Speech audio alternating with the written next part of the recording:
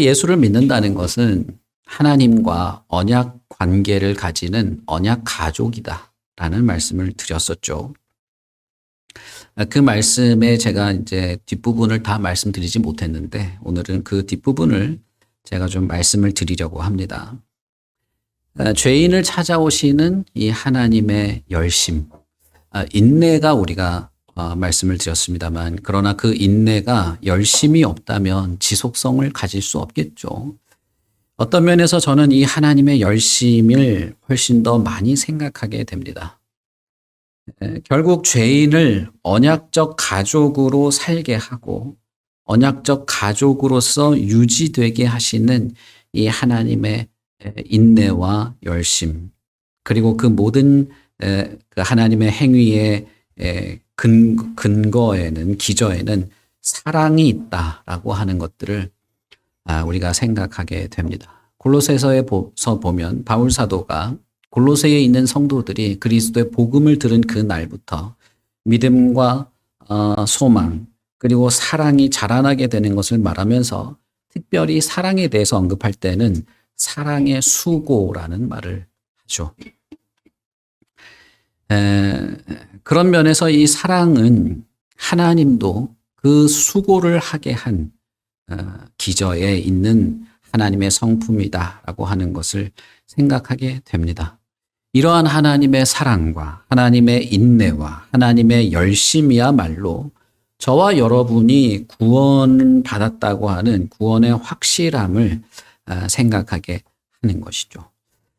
성경에는 예수 그리스도를 통해서 새롭게 된 이 신자의 정체성, 예수 그리스도와 관계를 갖게 되는, 그리스도와 내가 언약으로 관계를 맺게 되고 그분의 일부가 되고 내가 그리스도의 몸으로서 존재하게 된다고 하는 이런 신자의 정체성을 하나님의 자녀로, 하나님의 가족의 일원으로 묘사를 합니다.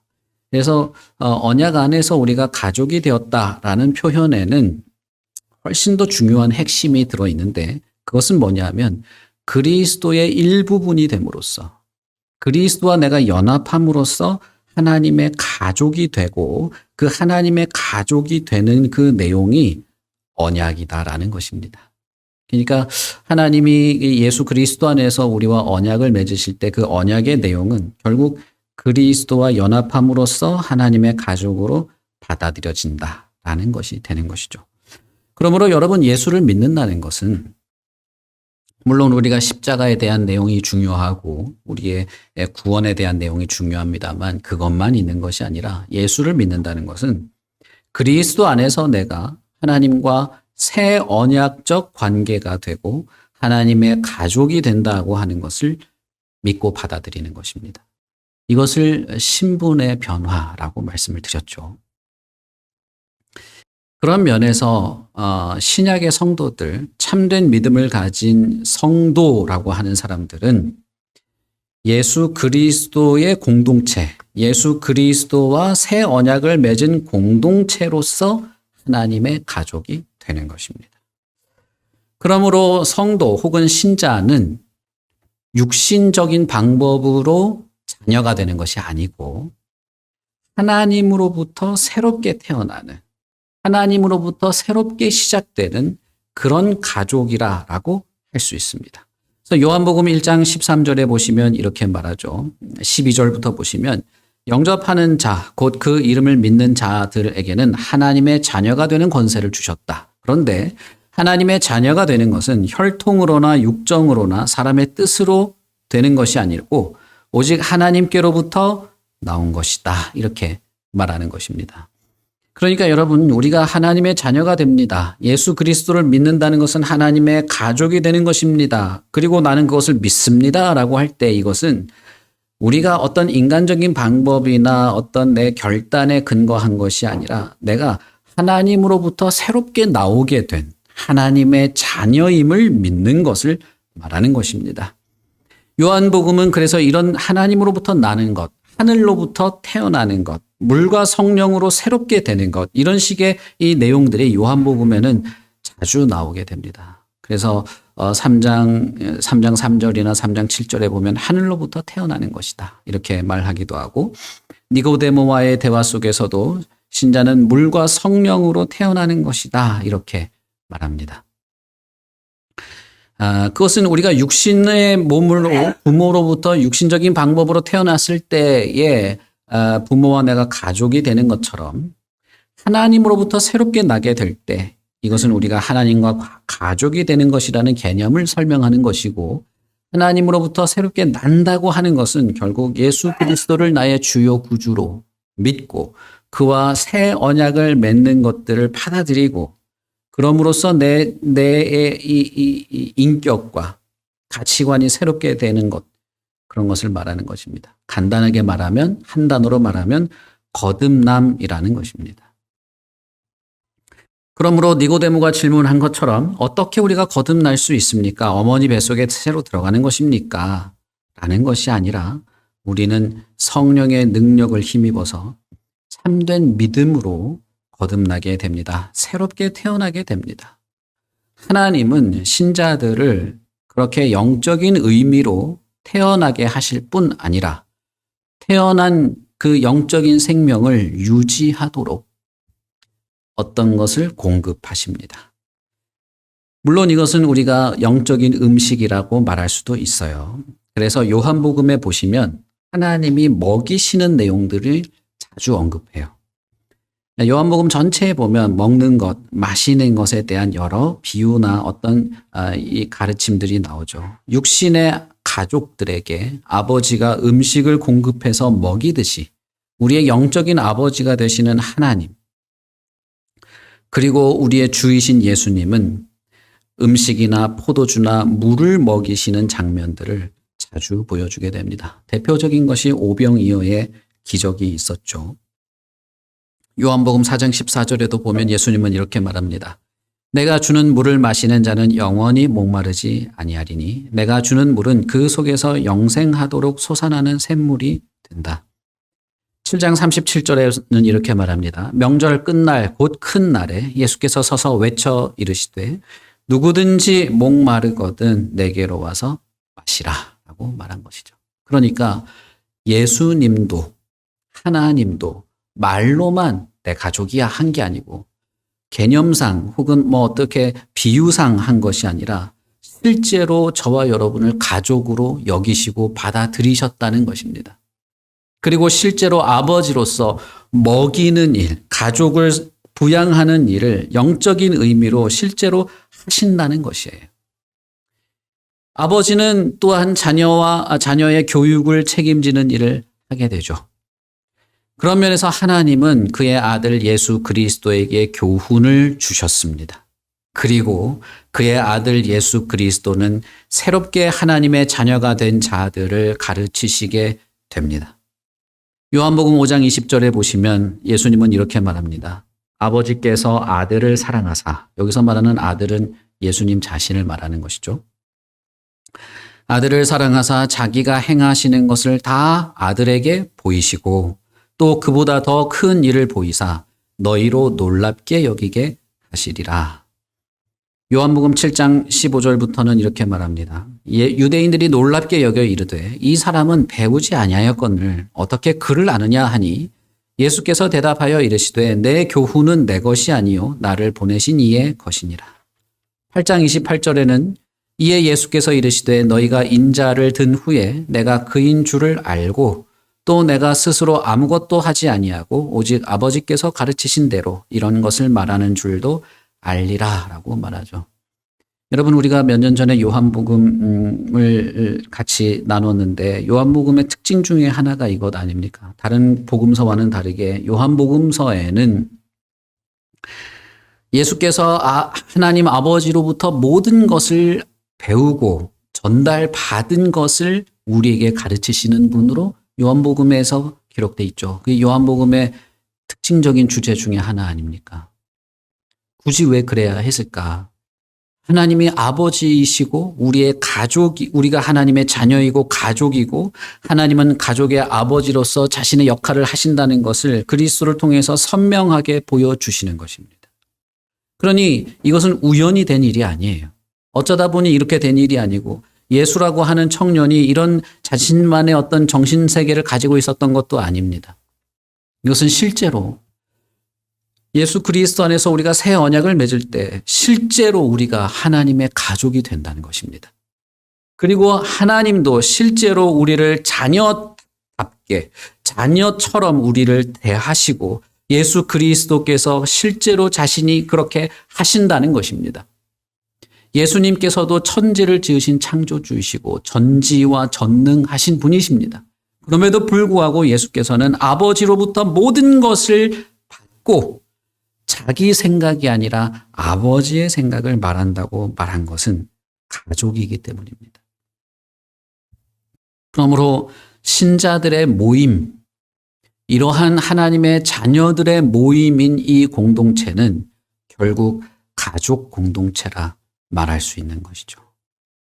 요한복음에 많은 이 사랑에 대한 언급들, 요한복음엔 특히 사랑에 대한 언급들이 많이 나와서 우리가 흔히 사도 요한을 사랑의 사도다 이렇게 표현하기도 하잖아요. 요한복음에 등장하는 이 많은 사랑의 표현들은 실제로 여러분 자세히 살펴보면 가족 관계 속에서 행해지는 사랑으로 묘사되고 있습니다.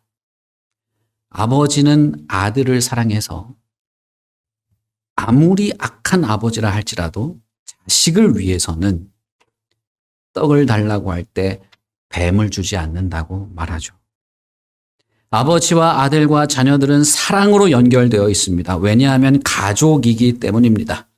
가족이기에 사랑으로 연결되어 있고 하나님과도 사랑으로 연결되어 있고 이 공동체의 구성원인 다른 신자들과도 사랑으로 연결되어 있고 사랑으로 연합하는 것이다 라고 말하는 것입니다. 여러분, 이것은 개념으로서 중요한 내용을 말하는 게 아니에요. 이건 실제로 이것이 중요하고 실제로 그런 것입니다. 하나님의 자녀들은 하나님의 가족으로서 서로 사랑하는 것이 마땅합니다. 요한복음 13장 35절에 이렇게 말하죠. 너희가 서로 사랑하면 이로써 모든 사람이 너희가 내 제자인 줄을 알리라. 17장 23절에는 곧 내가 그들 안에 있고 아버지께서 내 안에 계시어 그들로 온전함을 이루어 하나가 되게 하려 함은 아버지께서 나를 보내신 것과 또 나를 사랑하심 같이 그들도 사랑하신 것을 세상으로 알게 하려 함이로소이다 라고 말합니다. 그러므로 여러분, 거룩한 교회 공동체, 거룩한 성도들의 모임으로서의 이 공동체는 절대적으로 사랑의 원리로 하나가 되는 겁니다. 이 공동체가 뭔가 움직이고 굴러가는 것은 사랑에 근거해서 하는 것이에요. 그것이 아닌 무슨 어떤 사람들의 어떤 처세술이나 어떤 뛰어난 지성이나 지략이나 원칙으로 잘 세워진 원칙과 어떤 정관 같은 걸로 이 공동체가 움직이는 게 아닙니다. 이건 우리가 정말 조심해야 됩니다. 왜냐하면 수많은 교회들이 여기에서 함정에 빠지기 때문입니다. 많은 사람들이 조직을 위한 조직으로 교회를 만들어놔요. 내가 나와 너를 구분하고 내가 할 일, 너가 할 일, 혹은 내가 너 때문에 내 할 일이 불편해지고 이런 말을 여러분, 저는 교회에서 그런 걸 정말 많이 봤습니다. 부서마다 싸우고. 여러분, 그러나 정말 잘 생각하셔야 됩니다.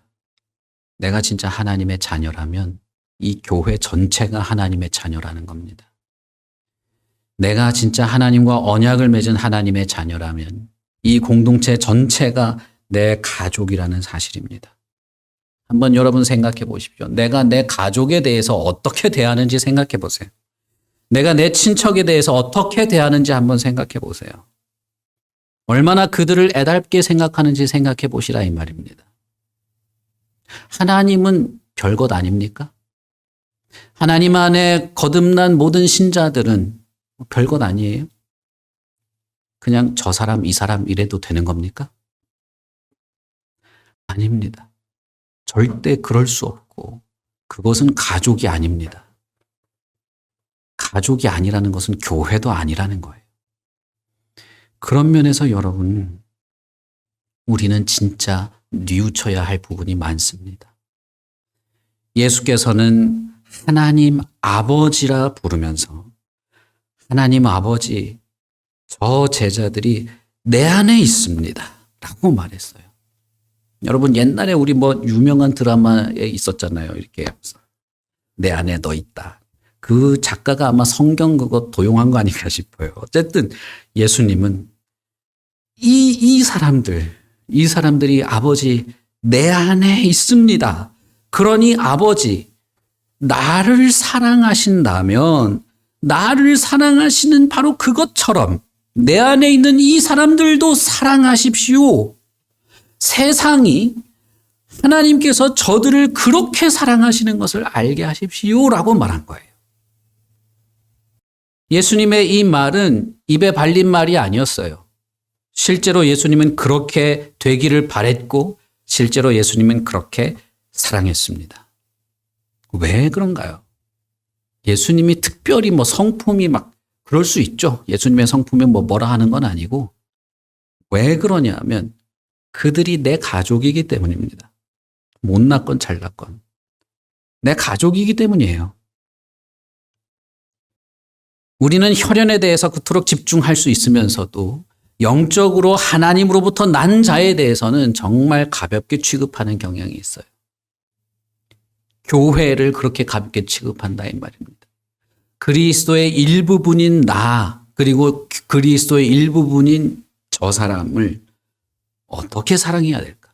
얼마나 사랑해야 될까? 얼마나 사랑해야 가족다운 것일까라고 할 때 그것의 본은 하나님으로부터 교훈을 받은 예수께서 보여주셨습니다. 그것은 자신의 몸을 찢을 때까지 한 것입니다. 자신의 몸을 찢을 정도로 했던 거예요. 이것은 비유가 아닙니다. 비유가 아니에요. 정말 많은 사람들이 교회에서 내가 사랑을 못 받는다고 하는 생각에 빠져 있고 그것에 대해서 그토록 불만을 많이 가져요. 그걸로 이 교회는 어떠니 저 교회는 어떠니 자기가 교회인이 돼도 마치 자기는 제3자처럼 말하거든요. 제가 여러 번 말씀드렸죠. 그러나 사실은 내가 사랑을 공급해야 될 사람이라는 거예요. 내가 사랑으로 가족답게 살아가도록 하나님이 나를 부르셨다는 사실입니다. 하나님이 나를 어디로 불렀습니까? 하나님이 나를 어떤 모습으로 부르십니까? 그것은 나를 하나님의 자녀로 사랑의 근거에서 살아갈 자로 부르신다는 것이죠. 요한복음에는 이것뿐 아니라 가족의 모습을 한 가지 더 강조하는데 그것은 오늘 우리가 읽은 본문의 말씀입니다. 본문의 말씀은 예수님께서 마지막 돌아가시기 전에 제자들이 예수님이 떠나갈 것을 자꾸 말하니까 근심하고 분위기가 막 이렇게 어두워질 때 예수님이 말한 것입니다. 너희는 마음에 근심하지 말아라. 하나님을 믿는다면 나를 믿어라. 내 아버지 집에 거할 곳이 많다. 그렇지 않으면 내가 너희들한테 말했겠지. 나는 너희를 위해서 내 아버지 집에 너희들이 거할 곳을 준비하러 가는 것이니 오히려 걱정할 필요가 없다는 거예요. 가서 너희들이 있을 만한 아버지 집에 너희들이 있을 만한 거처를 내가 예비하게 되면 내가 다시 올게. 다시 와서 이번에는 내가 너희들을 영접할게 라고 말했어요. 그리고 내가 있는 곳에 너희도 있게 할 거야. 여러분, 이 9절 1절부터 3절을 읽어보세요. 여기에는 가족에 대한 이야기가 있습니다. 예수님은 너희들이 살 집을 만들겠다고 말하지 않았어요. 내 아버지 집은 넓어. 내 아버지 집은 큰 집이야. 그래서 너희들이 다 그 집에 들어와서 살 수도 있어. 그래서 나는 내 아버지 집에 너희들이 있을 방들을 마련할 거다. 라고 말한 거예요. 여러분, 왜 예수님은 내 아버지 집이라고 했을까요? 여기서 말하는 아버지의 집은 물론 종말론적인 의미로 개념적으로 장소라고 볼 수 있습니다. 하나님의 나라, 마지막에 완성될, 종말적으로 완성될 하나님의 나라라고 볼 수도 있지만 관계적인 개념으로도 우리는 이해할 수 있습니다. 다시 말하면 집에 살 수 있는 것, 집에 마땅히 살 수 있는 그런 정체성을 가진 사람들, 그들이 어떤 사람들입니까? 그들은 가족이죠. 한 집에 사는 사람들을 우리는 가족이라 부를 수 있습니다. 그러니 예수님은 지금 제자들에게 너희들이 내 가족이니 당연히 내 아버지 집에 살아야지라고 말한 거예요. 아버지 집에 갈 사람은 가족밖에는 없습니다. 아버지 집에 당연히 마땅히 있어야 되는 사람은 가족 외에는 없는 것입니다. 그러니 예수님의 생각에는, 예수님의 개념에는 너희들은 내 아버지로부터 나왔고 내 형제고 내 가족이니 다른 데 갈 일이 없고 내 아버지 집에 있는 게 당연해. 내 아버지 집에 거처가 마련되면 이번에는 내가 와서 너희들을 환영할 거야. 너희들을 영접할 거야.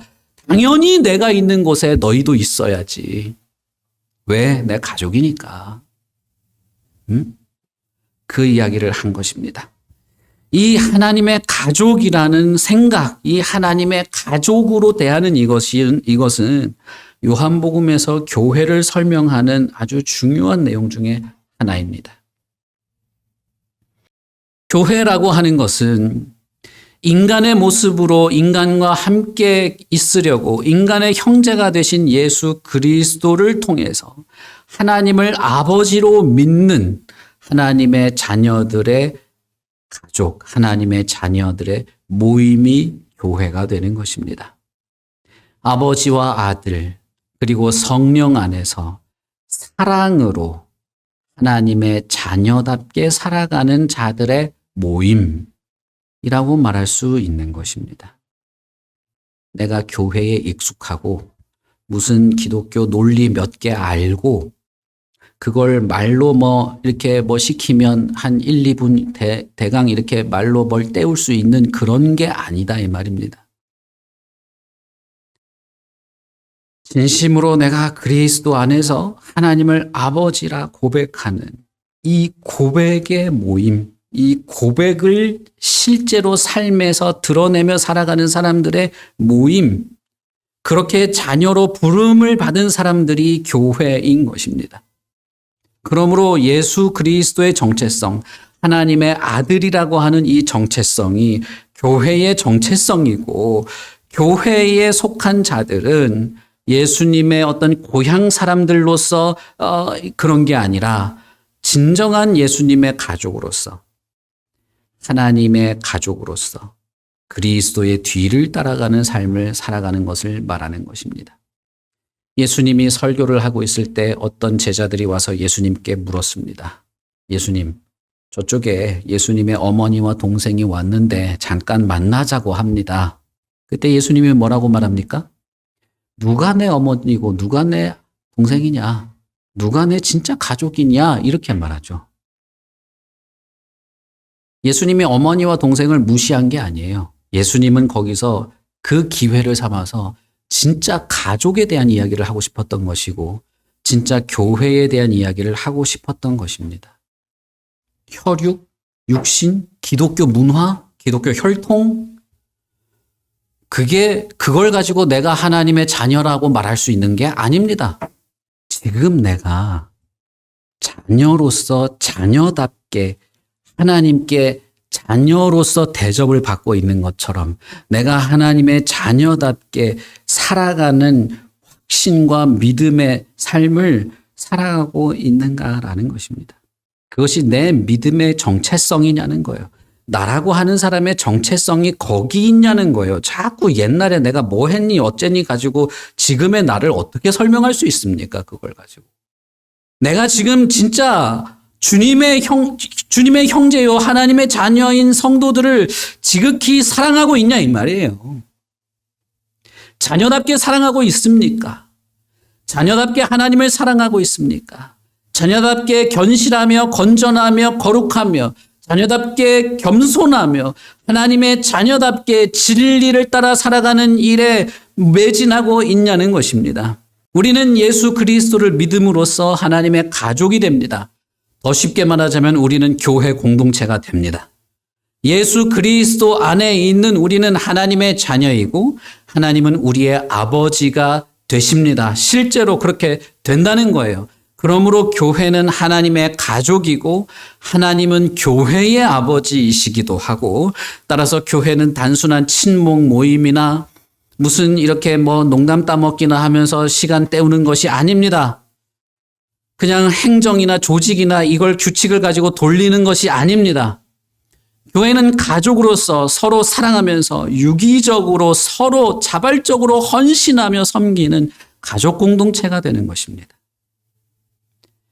영적인 가족으로서 하나님의 임재와 사랑을 갈구하는 곳이고 서로 서로를 형제 자매로 받아들이며 서로를 돌보는 일에 멈춤이 없는 것입니다.